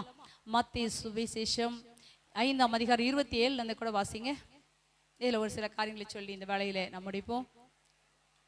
மத்தேயு சுவிசேஷம் 5ஆம் அதிகாரம் என்னப்பா? விபச்சாரம் செய்யாதிருப்பாயாக, பூர்வத்தாருக்கு உரைக்கப்பட்டது என்று கேள்விப்பட்டு இருக்கிறீர்கள். நான் உங்களுக்கு சொல்லுகிறேன், ஒரு சிறிய இச்சையோடு பார்க்கிற எவனோ அவளோடு விபச்சாரம் செய்தாயிற்று. அடுத்த வசனம், உன் வலது கண் உனக்கு இடரை உண்டாக்கினால் அதை பிடுங்கி எரிந்து போடு. அழுத்தி வாசிங்க, பிடுங்கி எரிந்து போடு. உன் சரீரம் முழுவதும் நரகத்திலே தள்ளப்படுவதை பார்க்கலாம். உன் அவயங்களில் ஒன்று கெட்டும்போது உனக்கு நலமாயிருக்கும். உன் வலது கை உனக்கு இடர்கள் உண்டாக்கினால் அதை தரித்து எரிந்து போடு. உன் சரீரம் முழுவதும் நரகத்தில் தள்ளப்படுவதை பார்க்கலாம். உன் அவயங்களில் ஒன்று கெட்டும்போது நலமாயிருக்கும். அல்லேலூயா. போதுமா? அல்லேலூயா. வேதம் சொல்லுகிறது, விபச்சாரம் செய்யாதிருப்பாயாக என்று யாருக்கு சொல்லப்பட்டது? பூர்வத்தாருக்கு சொல்லப்பட்டது. அல்லேலூயா. ஆதியாகமத்தில் சொல்லப்படுகிறது, என்ன செய்த நியாயப்பிரமாணத்தில் சொல்லப்படுகிறது, விபச்சாரம் செய்யாதிருப்பாயாக, கொலை செய்யாதிருப்பாயாக, பைசாட்சி சொல்லாதிருப்பாயாக, பிறனுடைய இச்சையாதிருப்பாயாக பூர்வத்தாருக்கு சொல்லப்பட்டது. ஆனால் கர்த்தர் சொல்லுகிறார், இது யார் சொல்லுகிறார்? இயேசு ஜனங்களை பார்த்து சொல்லுகிறார், நான் உங்களுக்கு சொல்லுகிறேன். என்ன சொல்றாரு? ஒரு ஸ்திரியை இச்சையோடு பார்க்கிற எவனோ அவன் என்ன சொல்றான்? தன் இருதயத்தில் அவளோடு விபச்சாரம் பண்ணி ஆயிற்று. ஆண்டு சொல்ற, உன் கண் உனக்கு இடர்கள் உண்டாக்கினால் கண்ணை பிடுங்கு. ஒரு கண்ணோட நீ பரலோகத்துக்கு போயிடு அப்படி சொல்றாரு. உன் கை உனக்கு இடர்கள் உண்டாக்கினா, எந்த கையுங்க? எந்த கை இடர்கள் உண்டாக்குதா? இடது கையா வலது கையா? ஏன் வலது கை? ஏங்க இடது கை ஆண்டு சொல்லியிருக்கலாமா இல்லையா? இடது கை ஆண்டு சொல்லியிருக்கலாமா இல்லையா? சொல்லியிருக்கலாமா? வலது பக்கத்தில் இருக்கிற பார்த்து என் சந்தோஷத்துக்குள்ள பிரவேசிங்க. கரத்தை நீட்டி கர்த்தர் ஆசீர்வதிக்கிறார். இந்த கரத்துல வலது கையில தான் செல்ல நோண்டுவீங்க. உண்மையா? செல்ல நோண்டுவீங்களா? லவ் பண்றீங்க, அப்படி கன்னத்தை பிடிக்கிறீங்க. எந்த கையில பிடிக்க? பீச்ச கையில? வலது கையில பிடிப்பாங்க. என் அழகே அமுதே சொல்லுவீங்க. புரியுதா? நான் நீங்கெல்லாம் பாஸ்டர் இப்படிதான் கத்துட்டு வந்தாங்களா? இல்ல, நான் பார்த்துட்டு வந்தேன். நான் பார்க்கறேன்ப்பா, 2 கண்கள்ல பார்க்கறேன். நீ என்ன தப்பு பண்ணாலும் எனக்கு தெரியும். ஒருவேளை நான் கண்டிஷன் பண்ணாத இருக்கலாம், நான் உங்களை கண்டிஷன் பண்ணாத இருக்கலாம், ஆனா உனக்கா தேவ சமூகத்துல ஜெபம் பண்ணிட்டே இருப்பேன். நிறைய பேரை நான் திட்ட மாட்டேன், ஒரு சிலரை திட்டுவேன். ஒரு சிலர் கண்ணில் பார்த்த உடனே செமையா திட்டுவேன். ஆனா என்ன செய்ய, பாவம் செய்யாத திட்டுவேன், பாவம் செய்யற மாதிரி திட்ட மாட்டேன். ஆனா ஆண்டு சொல்றாரு, பூர்வத்தாருக்கு அது சொன்னிச்சுப்பா, அன்னைக்கு நீ இன்னைக்கு இச்சையோட ஒரு பிள்ளைய பாத்தீனா உன் இருதயத்துல பாவம் செய்தது. எத்தனை பேர் நம்முடைய கண்களை வச்சு பாவம் செய்து கொண்டு இருக்கிறோம்? அந்த கண்ணு வேண்டாம், பிடுங்கி போடு. உன் வலது கையினால எவ்வளவு பாவம் செய்யற. சின்ன சின்ன பசங்க இன்னைக்கு என்ன செய்யுது? வயசானவங்களை பிடிச்சு கெடுத்து சாவடிக்கிறானுங்க. சின்ன குழந்தைகளை பார்த்து என்ன செய்யுது? 7 வயசு, 10 வயசு, 12 வயசு. இன்னைக்கு கர்நாடகாவில் எத்தனையோ பிள்ளைகள் ஸ்கூல் பேக்கோட அவர்களை என்ன செய்ய கெடுத்து கொலை பண்ற அரசியல்வாதிகள் இருக்கிறார்கள். இன்றைக்கு வெறி பிடித்த நாய்கள் வாழ்ந்து கொண்டு இருக்கிறது. காந்தி வாழ்ந்த நாடாம், அதனால அவனுக்கு என்ன செய்யக்கூடாதான்? தூக்கு தண்டனை கொடுக்க கூடாதான். நான் அப்படி என்ன செய்தேன்? நான் இந்த நாட்டை ஆளுகிற பிரதம மந்திரியா இருந்தா உடனே சொல்லுவேன், எவனா தொட்டான அவன் கையை வெட்டு. அவன் கெடுத்தானா அவனை என்ன செய்ய, தூக்கில போட்டுடு அப்படி நான் சொல்லியிருப்பேன். ஹல்லேலூயா. இல்ல, அதனாலதான் வசனத்தை பேசிட்டு இருக்கேன் உங்கள்கிட்ட. ஹல்லேலூயா. ஆண்டு சொல்றாரு, தெளிவா சொல்றா, உன் கண்ணை பிடிங்கி போட்டிருப்பா, உன் கையை வெட்டுனா கூட பரவாயில்ல, நீ 2 கையுடையவனா நரகத்து பதுக்கிற, ஒரு கையுடைய நான் பரலோகத்துக்கு போயிட்டே. 2 கையுமே இல்லாத ஒரு பாப்பா அழகா, அவ என்ன அழகா ட்ரெஸ் பண்ணியிருக்கா, அவ என்ன செய்ய, தன் காலை வைத்து மேல இருக்கிற என்ன செய்து அந்த கண்ணாடி எடுத்து அழகா கண்ணில் போட்டிருக்கா. அவ நல்ல ஒரு படிச்ச ஒரு நல்ல பிள்ளையா மாறா. 2 கை இல்லை, அவளால படிக்க முடியுது, அவளால சமுதாயத்துல உயர்ந்த இடத்துல வர முடியுது. 2 கை இல்லைன்னா அவளால வர முடியாதா? வர முடியும். ஏன்? அவளுக்குள்ள தன்னம்பிக்கை இருக்கிறது. கடவுள் 2 கையை கொடுத்திருக்கார், 2 கண்ணை கொடுத்திருக்கார், 2 காலை கொடுத்த, கையை கொடுத்திருக்கார். இன்னைக்கும் தேவனுக்கு என்ன செய்து, சமுதாயத்தில் நான் உயர்ந்து வர வேண்டும், நான் சபைக்குள்ள நான் உயர்ந்து இருக்க வேண்டும். என்னை பார்த்து இந்த பிள்ளையை பாரு, அவனுடைய வாழ்க்கை எப்படி இருக்கிறது, ஜெப ஜீவியம் எப்படி இருக்கிறது, அவனுடைய முன்மாதிரியான வாழ்க்கை எப்படி இருக்கிறது சொல்லி உங்களை காட்டுகிற அளவுக்கு இருக்கிறீர்களா? அல்லது இந்த பையனா இந்த பிள்ளையா அப்படி சொல்ற அளவுக்கு நாம் இருக்கிறோமா? ஆண்டு சொல்றாரு, எது பூர்வத்தாருக்கு சொல்லலைங்க, நான் இன்னைக்கு உன்கிட்ட சொல்றேன். நீ இச்சையோடு பார்த்தா நீ விபச்சாரம் அப்படின்னா ஒரு பேப்பர் எடுங்க, நீங்க பண்ணது நீங்களே எழுதுங்க, எத்தனை பேர்த்தை இச்சித்தோம், எத்தனை பேர், அப்ப எத்தனை லிஸ்ட் வரும் தெரியுமா? நீ பயங்கர விபச்சாரி. உடனே ஆண்டவர் சொல்லு, நான் கல்லெறிந்து கொல்லப்பட வேண்டியவள் ஆண்டவரே, என் பாவத்தை மன்னிங்க. சொல்லலாமா சொல்லக்கூடாதா? சொல்லாமா சொல்லக்கூடாதா? என் மீதுகளை நான் அறிந்திருக்கிறேன், என் பாவம் எப்பொழுது எனக்கு உண்டாக இருக்க சங்கீதக்காரர் சொல்ற மாதிரி சொல்ல முடியுமா? அல்லது ஆதாமை போல பாவத்தை மூடவலாமா? சபையே, நீதான் தேவனுடைய ஆலயம், உனக்குள்ளதான் தேவன் வாசம் பண்ணுகிறா. தேவன் உனக்குள்ள உலாவிக் கொண்டிருக்கா, உன்னை பரிசுத்த ஜலமாய் மாற்ற வேண்டும் என்று நினைத்துக் கொண்டிருக்கிறா. ஆனா உன் இருதயம், உன் கண்கள் உன்னை வேசியாய் மாற்றிக் கொண்டிருக்கிறது. தேவ பிள்ளையே, நீ நரகத்துக்கு போக வேண்டாம் என்று வேதம் சொல்லுது. நீ 2 கண்ணுடைய நான் நரகத்தை போவதை பார்க்கலாம். நீ என்ன செய்ய, ஒற்றை கண்ணனாய் பரலோகத்துக்கு போ, 2 கையுடையவனாய் நரகத்துக்கு போவதை பார்க்கலாம். ஒற்றை கையுடையவனாய் பரலோகத்துக்கு போன்னு சொல்லி ஆண்டவராகிய இயேசு கிறிஸ்து சொல்லுகிறா. தேவ பிள்ளைகள், இன்னைக்கு நம்முடைய பாவம் என்ன என்று வேதம் நமக்கு என்ன செய்து தெளிவாய் வெளிப்படுத்துகிறதா இருக்கிறது. ஹல்லேலூயா. வாசிக்கலாமா? யாக்கோபு 1 அதிகாரம் 15வது வசனத்தை வாசிப்போம். யாக்கோபு 1 அதிகாரம் 15வது வசனம்.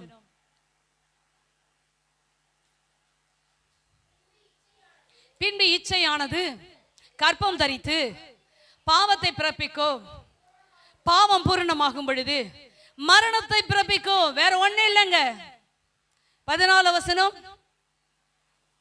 அவனவன் தன் சுய இச்சையினாலே இழுக்கப்பட்டு சிக்குண்டு சோதிக்கப்படுகிறான். உன் கண்ணை கர்த்தருடைய கரத்தில் ஒப்புக்கொடுதினா, யோபு அழகாய் சொல்வா, என் கண்ணோடு உடன்படிக்கை பண்ணியிருக்கிற நான் ஒரு ஸ்திரீயின் மேல் நினைவாய் இருப்பது எப்படி என்று சொல்லுவா. அன்றைக்கு வாழ்ந்த யோபு, அவர் எப்ப வாழ்ந்தார் நமக்கு தெரியல, ஆனா ஆதியாகமத்துல யோபுன்ற பெயர் வருகிறது. அந்த தேசத்தை குறித்து வேதம் சொல்லுகிறது.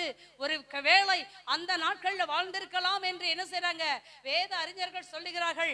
அப்படிப்பட்ட மனிதன், அந்த நாட்கள்ல வாழ்ந்திருக்கிற மனிதன், அவர் சொல்றாரு, என் கண்ணோடு உடன்படிக்கை பண்ணின நான் ஒரு ஸ்திரீயின் மேல என்ன செய்தேன், நினைவாய் இருப்பது எப்படி என்று சொல்லுகிறான். அவனவன் தன் சுய இச்சையினால் இழுக்கப்பட்டு சோதிக்கப்படுகிறான்.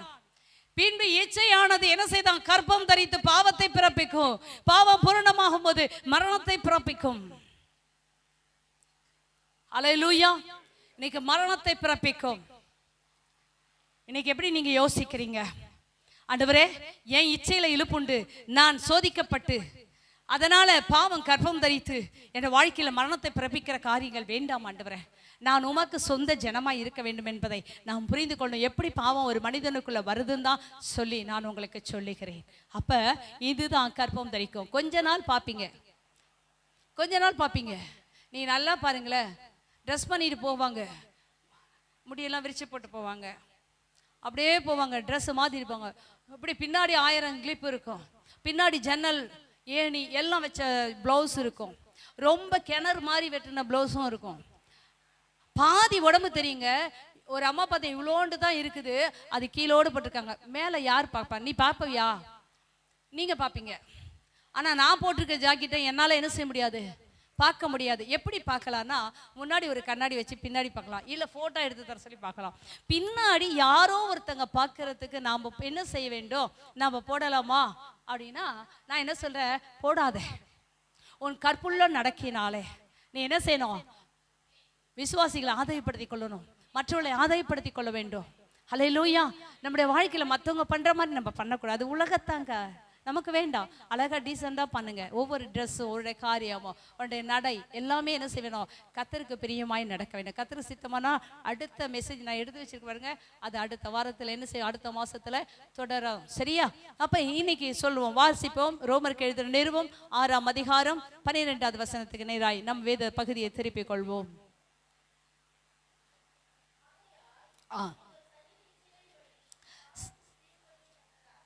பாவத்துக்கு கீழ்ப்படியத்தக்கதாக என்ன செய்யக்கூடாது? ஹல்லேலூயா. பாவம் நம்மை ஆள்றதுக்கு நம்மை ஒப்பு கொடுக்க கூடாது. பாவம் நம்மை ஆளுவதற்கு ஒப்பு கொடுக்க கூடாது. என்ன சொல்லுகிறாரு? மறுபடியும் வாசிங்கம்மா. ஆகையால் பாவத்துக்கு ஒரு மனிதன் கீழ்ப்படிந்தான், ஆனால் அவனுக்கு என்ன கீழ்ப்படியத்தக்கதாக சாவுக்கு ஏதுவான உங்கள் சரீரம் ஆளது. பாவம் ஆண்டிச்சுன்னா நீங்க என்ன செய்வீங்க? ஓ சரீரம் செத்து போய்விடும். நீ பாவத்துக்கு கீழ்ப்படுகிறவளாய் மாறிடுவாய். விசுவாசிகளுக்கு நமக்கும் வித்தியாசங்கள் வேண்டுங்க. விசுவாசிகளுக்கு நமக்கு என்ன, அவிசுவாசிகளுக்கு நமக்கு என்ன செய்யணும்? வித்தியாசம் வேண்டும். நாம் யார்? வேறு பிரிக்கப்பட்டவர்கள், பரிசுத்த ஜனம், பரிசுத்த வேதாகமத்தை படிக்கிறவர்கள், பரிசுத்த வார்த்தைகளை கேட்கிறவர்கள். அவர் பரிசுத்தர். ஆகையால் நீங்கள் உங்கள் நடக்கைகள் எல்லாவற்றிலும் என்ன இருக்கணுமா? பரிசுத்தரா இருங்கள் என்று சொல்லி பேதுரு எழுதுறார். ஹல்லேலூயா. அப்ப நடக்கைகள் எல்லாவற்றிலும் என்ன செய்யணும்? பரிசுத்தமா இருக்கணும். ஹல்லேலூயா. யாரு இல்லைன்றதுக்காக நம்ம எதுவுமே செய்ய வேண்டாங்க. எல்லா இடத்துலையும் யார் இருக்காருன்னா ஏசப்பா இருக்காரு. நீ மெசேஜ் அனுப்பிச்சு பார்க்குற பத்தியா? அதுல யார் பார்ப்பாரு? நீ மெசேஜ் அனுப்புறத ஏசப்பா பார்ப்பாரா? நீ தேவையில்லாத காரியத்தை குசு குசுன்னு பேசுறல, அதை யார் பார்ப்பாங்க? கர்த்தர். போட்டு சிலது பேசும். நான் என்ன சொல்றேன், நீ நல்ல பிள்ளையா இருந்தா போன் பேசக்குள்ள எங்க இருக்குன்னு தெரியுமா? ஒரு லோன்னு கத்திட்டு இருந்துன்னு வச்சிங்களேன், நான் ஃபோன் எடுத்துட்டு வெளியே போயிடுவேன். புரியுதா? அது மாதிரி நமக்கு டிஸ்டர்பாக இருந்தால் எடுத்து வெளியே போகலாம். மற்றபடி நீ நல்ல பரிசுத்தம் உள்ளவங்களா இருந்தா இந்த குசு குசுன்னு பேச மாட்டாங்க, வெளியே தூக்கிட்டு ஓடும். இப்போ இருக்கிற நண்டு சிண்டு கூடங்க இதுங்க பெரியவங்க வெளியே தூக்கிட்டு ஓடுறாங்களா, அதுங்களும் என்ன செய்து ஃபோனுன்னா வெளியே தான் போகணும்னு நினச்சிக்கிச்சு. அது உடனே நீ சின்ன பிள்ளைகளை பாருங்களேன், ஃபோனை கொடுத்தோன்னே எங்கே போகும்? வெளியே ஓடிடும், தனியாக போகும். அது என்ன நோண்டுதுன்னே தெரியல. அல்லேலூயா. எனக்கு வேதம் அழகா சொல்லுதுங்க, நீ பாவத்துக்கு நீ கீழ்ப்படிஞ்சினா உன்னை மரணம் தான் ஆண்டு கொள்ளும். ஆனா மரணம் ஆளாதபடி நீ உன்னை என்ன செய்யணும்? சரீரத்தை கர்த்தருக்கு கீழ்ப்படுத்த வேண்டும் என்று சொல்லி வேதம் சொல்லுகிறது. ஹல்லேலூயா. வாசிக்கலாமா? அதிலே இன்னொரு காரியத்தை வாசிப்போம். 14வது வசனத்தை வாசிங்க. நீங்கள் 6வது வசனம் 14. நீங்கள் நியாயப்பிரமாணத்திற்கு கீழ்ப்பட்டிருக்காமல் கிருபைக்கு கீழ்ப்பட்டிருக்கிறபடியால் பாவங்களை மேற்கொள்ள மாட்டாது. நீ கிருபைக்கு கீழ்ப்பட்டிருப்பாயானால், நீ கர்த்தருக்கு பயந்திருப்பாயானால், நியாயப்பிரமாணத்துக்கு பயந்திருப்பாயானால் பாவம் உன்னை என்ன செய்ய முடியாது? மேற்கொள்ளவே முடியாது. சொல்லுங்க பார்க்கலாம். பாவம் என்னை மேற்கொள்ள முடியாது. நான் கிருபைக்கு கீழ்ப்பட்டிருக்கேன். எல்லாரும் சொல்ல முடியுமா? இந்த வசனத்தை எல்லாரும் சேர்ந்து படிங்க.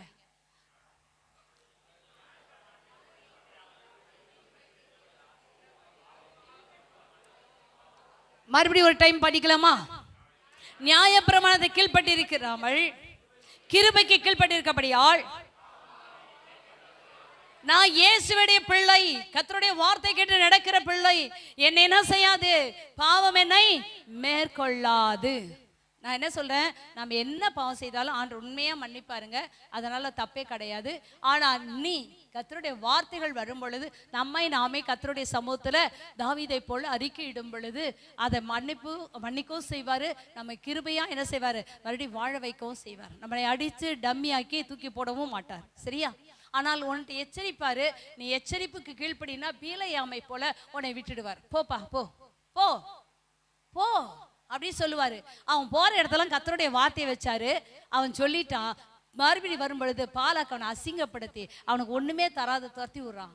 துரத்தி விடுவது மாத்திரம் இல்லை, அவனுடைய வாழ்க்கையில் என்ன செய்து பட்டய கருக்கினால் வெட்டுண்டு செத்தான் என்று வேதம் சொல்லுகிறது. இன்னைக்கு வேண்டாங்க, நீ உன்னை வாழ்க்கையில் ஒருவேளை உனக்கு எவ்வளோ கர்த்தருடைய வார்த்தை வந்தால் கீழ்ப்படிய மனதில்லாதபடி நீ ஓடிக்கொண்டிருப்பாயானால் அது உனக்கு தான் என்ன செய்யும், பின்னாடி பிரச்சனையாக பிசாசுக்கு நீ கீழ்ப்படுகிறபடினா அது உன்னை ஆண்டு கொண்டு அதோடைய வழியில் நடத்தும். பின்பாக உன் வாழ்க்கையில் பல பிரச்சனைகள் கஷ்டங்களை நீ தான் சந்திக்க வேண்டும். ஆனால் கர்த்தருக்கு நம்ம என்ன செய்ய வேண்டும், ஆதாமை போல இல்லை, சங்கீதக்காரனை போல எப்பொழுதும் கர்த்தரிட சின்ன சின்ன காரியத்தெல்லாம் ஒப்பு கொடுத்துருங்க. வேண்டாம்னா விட்டுடுங்க. இது வேண்டான்னு பெரியவங்க சொல்றாங்களா, அதை விட்டுடுங்களேன். நீங்களாம் உங்களுக்கு ஒன்றும் தெரியாது, எங்களுக்கு ஒன்றுமே தெரியாது, எனக்கெல்லாம் ஒன்றுமே தெரியாது. நானும் ஒரு மக்கு தான். இந்த இடத்துக்கு வந்தால் தான் நான் என்ன ஒரு ஹீரோ மாதிரி நினச்சிக்குவேன். எனக்குள்ள அபிஷேகம் இருக்கும், ஆனால் கீழே போனால் ஒன்றுமே கிடையாது. அல்லேலூயா. நான் ஒரு மண்ணு தாங்க, ஒரு குப்பை தாங்க, ஆனால் எனக்குள்ளே நேசு இருக்கிறார், அபிஷேகம் எனக்குள்ளே இருக்கு. கர்த்தரனை சரியான வழியில் நடத்தி கொண்டு போகிறார்.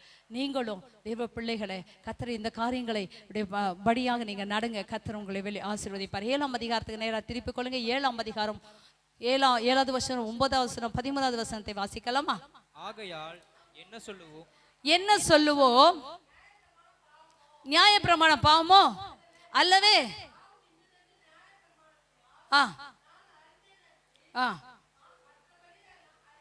பாருங்க, நான் அறியவில்லை, இச்சை பாவம் என்று நான் அறியாமல் இருப்பேனோ அப்படின்னு சொல்றாரு.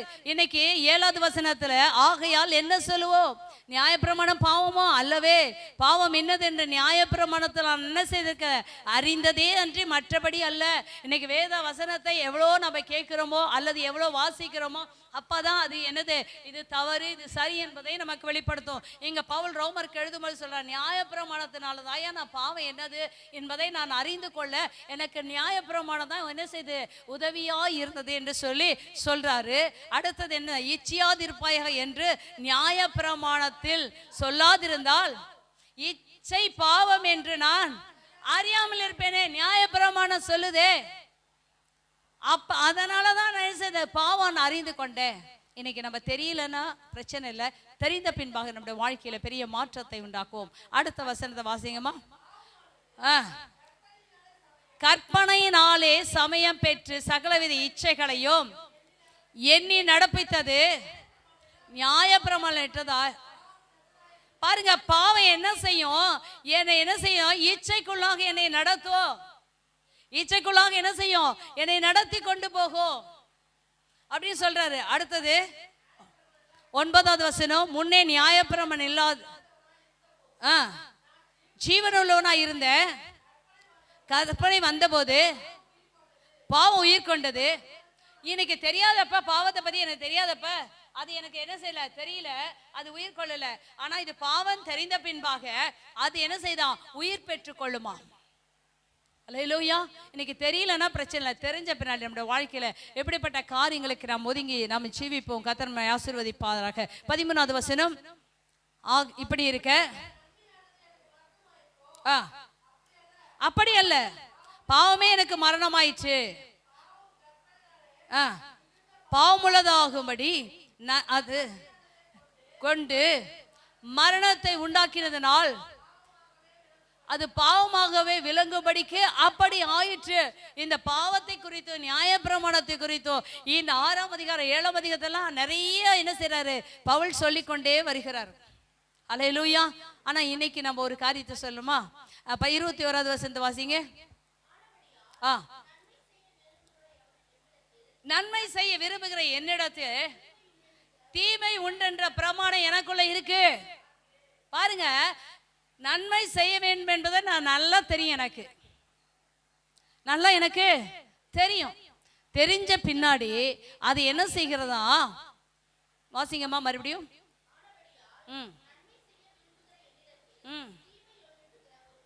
இது நியாய பிரமாணம் இல்லைங்க, இவங்கள்ட்ட இருக்க ஒரு பிரமாணம், அதான் நமக்குள்ள இருக்க ஒரு பிரமாணம், நியாய பிரமாணம் கிடையாது.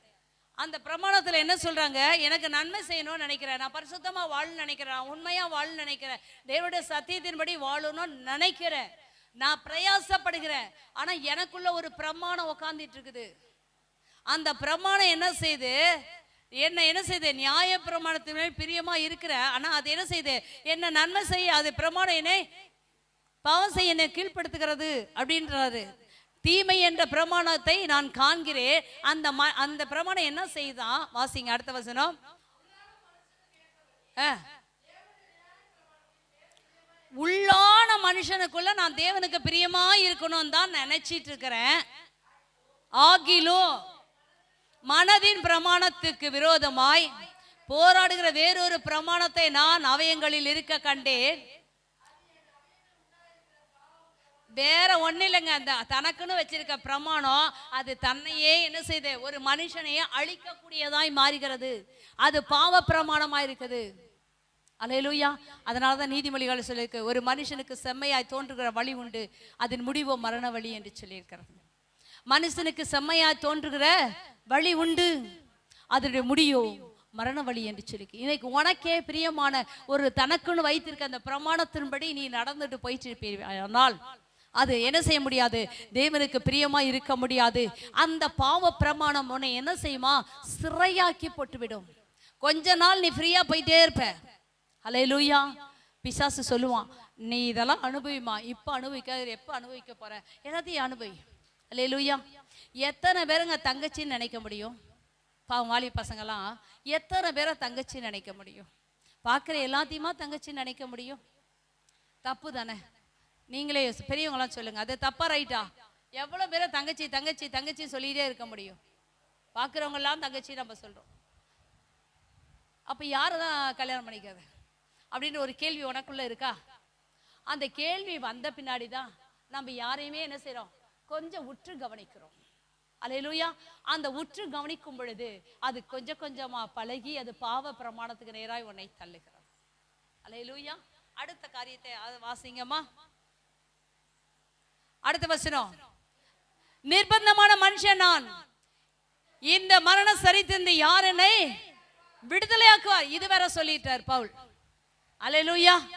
நான் நிர்பந்தமா இருக்கேன், ஐயோ மெல்லவும் முடியல, முழுங்க முடியல, எப்படி வாழ்றது அப்படி சொல்லி கத்தருக்குள்ளாக வந்ததான் இவ்வளோ பிரச்சனை அப்படி சொல்லி நினைச்சிட்டு இருக்கியா? நீ இந்த வார்த்தை சொல்றியா, நான் நிர்பந்தமான மனுஷனா, இந்த பாவ சரீரத்தை யார் விடுதலையாக்க முடியும் சொல்றியா? அல்லேலூயா. உன்னை விடுதலையாக்கும்படி தான் கத்தர் இருக்கிறாரு. அல்லேலூயா. வாசிக்கலாம் 5ஆம் அதிகாரம் 12வது வசனத்தை வாசிங்கம்மா. பாவமோ பாவத்தினால மரணமோ உலகத்துல பிரவேசித்திருக்கிறது போல எல்லா மனுஷரும் பாவம் செய்யாதபடி மரணம் எல்லோருக்கும் வந்தது போலவும் இதுவும் ஆயிற்று. பாருங்க, ஒரே மனுஷனால பாவமும் மரணமும் இந்த உலகத்துல பிரவேசித்தது. எல்லாரும் பாவம் செய்தபடியால் மரணம் எல்லாருக்குள்ளும் வந்தது போலவும் ஆயிற்று. ஆதாம் பாவம் செய்தபடினால் இன்னைக்கு வரைக்கும் மரணம் ஆண்டு கொண்டிருக்கிறது உலகை. இல்லை என்றால் மரணம் என்பது இல்லை. அப்பொழுதுதான் என்ன செய்தாங்க, ஆதாமுக்கு பின்னாடி வாழ்ந்தவர்கள் கூட 930 வருஷம்லாம் வாழ்ந்திருக்காங்க. எப்படிதான் வாழ்ந்தாங்களோ தெரியல. எத்தனை வருஷம்? 900. பார்த்தீங்கன்னா 600 வயதான பின்னாடி குமாரன் குமாரத்தை பெற்றால் என்னங்கடா இருந்து வந்துச்சு பேலன் இவருக்கு. இங்க 50 வயசு 60 வயசு தாண்ட முடியல. ஐயோ நடக்க முடியலை, ஐயோ என்னால வேலை செய்ய முடியல, ஐயோ என்னால இது பண்ண முடியல சொல்றாங்களா இல்லையா? இப்ப ஏன் வாலிய பசங்க சொன்னா, ஒரு வேலை சொன்னா, ஆண்டி எனக்கு கை வலிக்குது ஆண்டி, கால் வலிக்குது ஆண்டி, பாத்திரம் கழுவிட்டான்டி அது கை வலிக்குது, கூட்டிட்டான் ஆண்டி அதனால வலிக்குது. வலிக்கும். நீ எல்லாம் 60 600 வயசுல குழந்தை பெற்றெடுக்க முடியுமா? உன்னையெல்லாம் வச்சு ஒன்றும் பண்ணாதுன்னு தான் முடியாது. 4 விரல் கடையா மாத்திட்டார். எப்பது? 70, பலத்தின் மிகுதியால் 80. இந்த பலவீனப்பட்டதுக்கெல்லாம் 40 தாண்டாது. 40 50க்குள்ள கொண்டாந்துட்டார். இப்ப ஏன்னா முடியலன்னு சொல்லுதுல, பரவாயில்ல நீ இருந்தது போதுன்னு 40 50 தாண்ட முடியாதபடி தவிக்கிறவர்கள் இன்றைக்கும் இருக்கிறார்கள். பாவம் பெருக பெருக பெருக பாவம் மரணத்தை ஆண்டு கொண்டே இருக்க, ஜனங்களை அழித்து கொண்டே வருகுதுமா. இன்னைக்கு ஜனங்கள் மறிக்கிறதுக்கும் பூமி அழிகிறதுக்கு காரணம் பாவம் பாவம் பாவம். ஹல்லேலூயா. எத்தனையோ நூற்றுக்கணக்கான 2017 ஒருத்தர் வேலை செய்தாராம். அப்போ அங்கே கொலைகள் நடக்கிறத அவர் பார்த்துருக்காரு. ஆனால் எத்தனை வருஷத்துக்கு முன்னாடி தலைமுறையாக அங்கே பிள்ளைகள் கெடுக்கப்பட்டு சாகடிக்கப்படுகிறான்னு தெரியலை. இன்னைக்கு வரைக்கும் அது நடந்து கொண்டிருக்கிறது. அல்லேலூயா. இதுக்கெல்லாம் கர்த்தர் நியாயம் விசாரிக்காமல் விடுவாரோ? இதனால தான் என்ன செய்றாரு? பூமி அழிக்கிறாரு. நாம் பாவம் செய்கிறதுனால் இயற்கைகள் அழிக்கப்படுகிறது, பறவைகள் அழிக்கப்படுகிறது. இதுக்கெல்லாம் காரணம் யாரு? மனிதனுடைய பாவங்களை அறிக்கையிட முடியல. அதனால மரணம் ஆண்டு கொண்டே வருகிறது. இன்னைக்கு வரைக்கும் அழிவானது. ஆனா ஒரு கூட்டத்தை கர்த்தர் காப்பாற்றிட்டே வராரு. அது யாரு? அது நீதியுள்ள ஜாதி, பாவத்துக்கு தன்னை விலகின ஜாதி, பாவத்தை மறைக்காதபடி தன்னை அறிக்கையிட்ட ஜாதிக்காக அந்த ஜனங்களை மாத்திர கர்த்தர் காப்பாற்றி கொண்டே வருகிறார். அந்த ஜாதிக்குள்ள நீ இருப்பாயானால் கர்த்தர் உன்னை காப்பாற்றுவார். ஹல்லேலூயா. கர்த்தர் உன்னை காப்பாற்றுவார். ஹல்லேலூயா.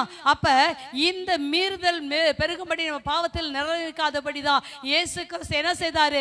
நம்முடைய பாவங்களுக்காக அவர் மரித்தனாலதான் நாம் இன்னைக்கு கர்த்தராகிய இயேசு கிறிஸ்துவின் மூலமாய் பரிசுத்தமாக்கப்பட்டிருக்கிறோம். பரிசுத்தமாக்கப்பட்ட தெய்வ பிள்ளைகள் மறுபடியும் பாவம் உங்களை ஆளாதபடி காத்துக் கொள்ளுங்கள். கர்த்தர் உங்களை ஆசீர்வதிப்பாராக. 8ஆம் அதிகாரம் 2வது வசனத்தை மாத்திரம் வாசிப்போம். ரோமர் 8:2. கிறிஸ்து இயேசுவினாலே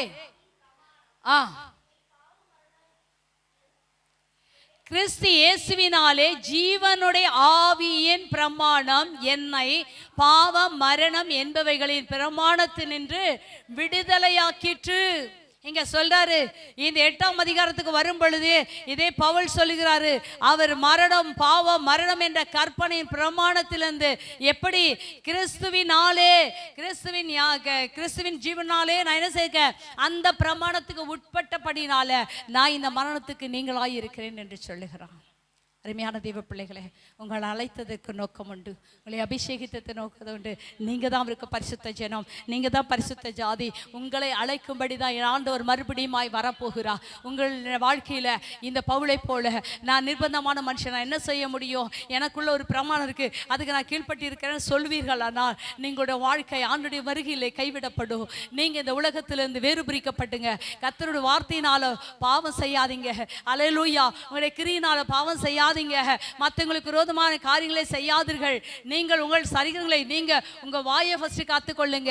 வாயினால பாவம் செய்றாங்க, கண்களினால பாவம் செய்றாங்க, தங்கள் கிரியினால பாவம் செய்றாங்க. அதெல்லாம் எடுத்தா நேராயிடும். ஹல்லேலூயா. அதனால இன்னைக்கு நம்முடைய வாழ்க்கையில நீதான் பரிசுத்த ஜனம், நீதான் தேவனுடைய ஆலயம். இந்த ஆலயத்தை பாவ பிரமாணம் ஆளக்கூடாது. அல்லது உனக்குள்ள இருக்கிற அந்த பிரமாணம் உன்னை கெடுத்து விடாதபடி நீ சொல்ல அந்த பிரமாணத்தை பார்த்து இல்ல, கிறிஸ்துவின் ஆலே நான் என்ன செய்த ஜீவனுடைய ஆவியின் பிரமாணம் என்னது என்பதை நான் என்ன செய்த அறிந்தபடினால பாவம் மரணம் என்ற பிரமாணத்திலிருந்து நான் நீங்களாக்கி விட்டேன், அது என்னை நீங்களாக்கி விடும் என்று சொல்லி ஒரு தெளிந்த புத்தியோடு கொடு. இன்னைக்கு நாம் கடந்து போவோம். ஹல்லேலூயா. உன்னை பாவம் ஆள்வதற்கு உனக்குள்ள இருக்க பிரமாணத்துக்கு நீங்க அடிபணியாதீங்க. அது வேண்டாம். நீங்க தேவ பிள்ளைகள், உங்களை பிசாசு வஞ்சிக்க வேண்டாம். உங்கள்கிட்ட இருக்க அந்த பிரமாணம் உங்களை வஞ்சியாதபடி உலகத்திலிருந்து வேறு பிரித்துக் கொள்ளுங்க. அல்லேலூயா. உங்கள் ஆவி ஆத்துமா சரீரம் முழுவதும் கர்த்தருக்கு முன்பாக குற்றமற்றதா இருக்க வேண்டும் என்று கர்த்தர் விரும்புகிறார். அப்படி இருக்க சகோதரி, உங்கள் சரீரங்களை பரிசுத்தம் தேவனுக்கு பிரியமான ஜீவ பலியாய் ஒப்பு கொடுங்கள். இதுவே நீங்கள் செய்யத்தக்க புத்தி உள்ள ஆராதனை என்று சொல்லி இன்னைக்கு ஆராதனையில் உட்கார்ந்துக்கிட்டு நம்ம எத்தனையோ பேர் என்ன செய்வோம், நான் உன்னை விட்டு விலகுவதில்லை, நான் உன்னை என்று கைவிடுது இவர் சொல்லுவாங்க. உண்மையே நான் நேசிப்பேன் இவங்க சொல்லுவாங்க. இவங்க என்ன சொல்றாங்க? சொல்லல, இவங்களாம் நல்ல பசங்க, இவங்களாம் ரட்சிக்கப்பட்ட பசங்க, உண்மையான பசங்க, எனக்கு தெரிஞ்சு உண்மையான நல்ல பசங்க. அவ சும்மா சொல்றேன். அப்படி ஒரு சபையில பாடுறாங்கன்னு வச்சுங்க, நான் உன்னை விட்டு விலகுவதில்லை, கைவிடல, என்னை நம்புன்றான் இவன், பாட்டு பாடுறான். இந்த அம்மா சொல்லுது, நான் உண்மையை தான் நேசிக்கிறேன். வேர்க்குமான் செய்ய பாட்டு இந்த அம்மா எடுத்து விடுறாங்க. ஹல்லேலூயா. வருகை வரை நான் காத்திருப்பேன்னு சொல்லி இன்னொரு பாட்டுது, கட்டுப்புறாவின் சத்தம் கேட்குது, அந்த பாட்டுல சொல்லுவோம், வருகை வரை நான் என்ன செய்வேன், நான் காத்திருப்பேன். அந்த பாட்டு நல்லா இருக்குல்ல, எனக்கு பிடிக்கும். ஆனா அதை தப்பா பாடிடாத, நல்லா பாடு. அவரை குறித்து பாடு. யாரை குறித்து பாடணும்? மணவாளனை குறித்து பாடு. மற்ற யாரையும் குறித்து பாடாத. உன்கிட்ட இருக்குது அந்த பிரமாணம் உன்னை சிறையாக்கிடக்கூடாது. அதுக்கு தான் சொல்கிறேன், உனக்குள்ள ஒரு பிரமாணம் உன்னை அடிமைப்படுத்திடக்கூடாது, உன்னை தீட்டுப்படுத்திடக்கூடாது, தேவ ராஜ்யத்தை இழக்க பண்ணிடக்கூடாது. ஹல்லேலூயா. கண்களை மூடுவோமா, கர்த்தருடைய சமூகத்தில் ஜெபிப்போம். ஆண்டவரே, இந்த நாளிலே ஆண்டவரே, ஹல்லேலூயா, எந்த பாவம் என்னை ஆண்டு கொண்டு இருக்கிறது, என்னை ஒப்பு கொடுக்கிற ஆண்டவரே, என்னை ஒப்பு கொடுக்கிற ஆண்டவரே. எல்லாரும் சொல்லுவோமா? ஹல்லேலூயா, ஹல்லேலூயா. எல்லாரும் கண்களை மூடுங்க. ஆண்டவரே, பவுலை போல இன்னைக்கு நம்ம சொல்லிட்டு இருக்கோமா, பாவம் ஆண்டு கொண்டு இருக்குதா? ஆண்டவர் சொல்லிட்டாரு, நான் நியாயப்பிரமாணத்தை நிறைவேற்ற தான் வந்தேன், நியாயப்பிரமாணத்தை அழிக்க வரல, அதை நிறைவேற்ற தான் வந்துட்டேன்னு சொல்றாரு. ஹல்லேலூயா. ஆனா அப்படிப்பட்ட அந்த தெய்வம் தான் சொல்றாரு, ஒரு சிறிய இச்சையோடு பார்க்கிற எவனோ தன் இருதயத்துல அவளோடு வேசித்தனம் பண்ணிட்டான்னு சொல்லுதே. நீ எத்தனை பேரை நம்ம இச்சித்திருப்போம், எத்தனை பாவம் செய்திருப்போம். எத்தனையோ முறை நான் பாவம் செய்துட்டேன், நான் ஒரு பாவிதான், என் சரீரத்தினால் பாவம் செய்துட்டேன், என் வாயினால் பாவம் செய்துட்டேன். சொல்லுங்க ஹல்லேலூயா. பாவத்துக்கு பரிகாரியாய் என் ஆண்டவர் வந்திருக்கிறாரே, அவர் ரத்தம் சிந்திருக்காரே, அந்த குற்றமற்ற ரத்தத்தினால நான் இன்னொரு விசையாய் கழுவப்பட வேண்டுமானால் கழுவிக்கொள்ளுங்க. ஆண்டவரே, நான் என் பாவம் எப்பொழுது எனக்கு முன்பாக இருக்கிறது. சங்கீதக்காரனை போல சொல்ல, என் மீறுதல்களை அறிந்திருக்கிறேன், என் பாவம் எப்பொழுது எனக்கு முன்பாக இருக்கிறது. ஆண்டவரே, ஈசோப்பினால் என்னை கழுவும் ஆண்டவரே, நான் சுத்தமாகவே நன்றி சொல்லி அவர் ஆண்டவரே தாவீது சொல்வது போல இன்னைக்கு கர்த்தருடைய சமூகத்தில் சொல்ல நாம் ஆண்டவரே கடமைப்பட்டு இருக்கிறோம். ஹல்லேலூயா, ஹல்லேலூயா. இயேசுவே மை நன்றியோடு துதிக்கிறையா. ஹல்லேலூயா, ஹல்லேலூயா.